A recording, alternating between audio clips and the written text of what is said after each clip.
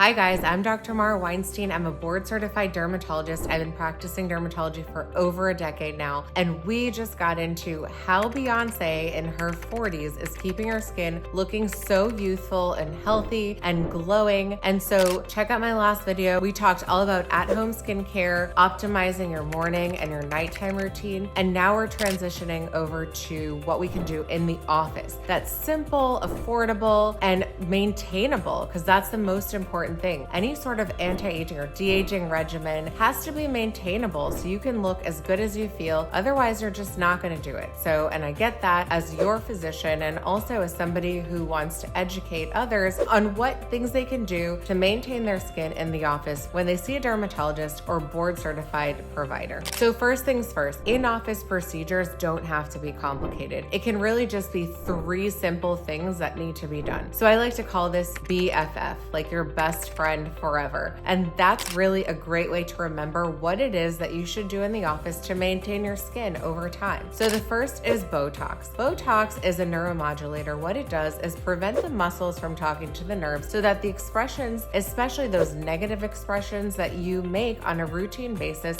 don't create etched in lines on the skin. So someone like Beyoncé, who's a singer and definitely has to express, does not want to have a frozen look. And this is something that's commonly misunderstood when you talk about Botox or neuromodulators. People are kind of worried about them because they don't want to look frozen, and I get that. But there are techniques to use and ways to inject and amounts to use so that you don't end up looking frozen. And so I typically like to start injecting in the glabellar area. This is the area where your skin sort of frowns or squints the most. Now, I've been treated, so full disclosure, I can't fully make that motion today, but essentially those 11 lines are negative emotion. And even if you're singing or on stage, you don't want people to think you're frowning. And over time, those lines will become etched and they'll look like you're constantly grumpy. So I can't tell you how many patients have come in and said, I feel happy, but I look angry. And so little treatment with neuromodulators to this area can help reverse that look. And there have been clinical studies in the psychology literature that actually show that treating that area makes people feel happier too.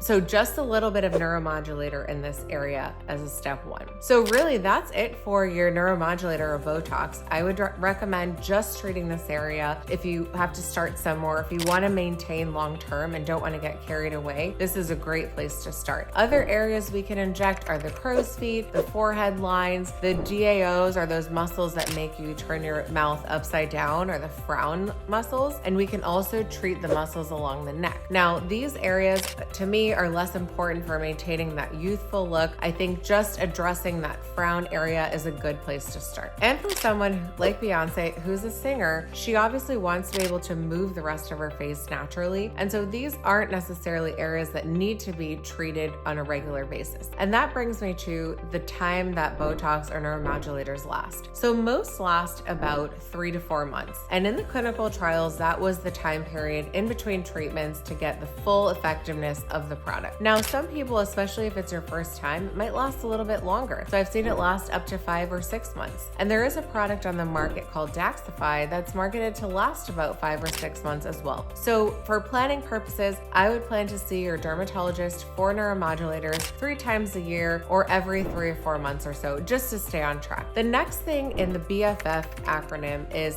filler. So filler doesn't have to mean big lips or big cheeks or fake looking anything. Filler actually can be injected in a very strategic way to help maintain the balance of your face, the structure of your face, and the areas where you naturally have volume that might have depleted a little bit over time. Now again, for someone like Beyoncé, she's a singer, she's active, she's probably doing a lot of exercise, maintaining her muscle mass and her health. And sometimes as we get older with our weight fluctuations, we can actually lose fat in the face. And so filler is meant to replace that volume that's been lost, to help lift and reposition tissue, and also to balance the face to help it look less drawn, less tired, and more lifted. So we really want the focus when we do filler to be on the upper face, around your eyes. We know that that's where people look when they're talking to. When you look at singers, you are looking at their mouth, that's true, but most often are looking at their facial expression, which really is in the eyes. There are also fillers that are, as I mentioned, biostimulatory fillers. So these fillers are meant to be placed a little bit over time, and then they last last a really long time, so 4 to 5 years. And again, they're not meant to like plump up a cheek or plump up your lips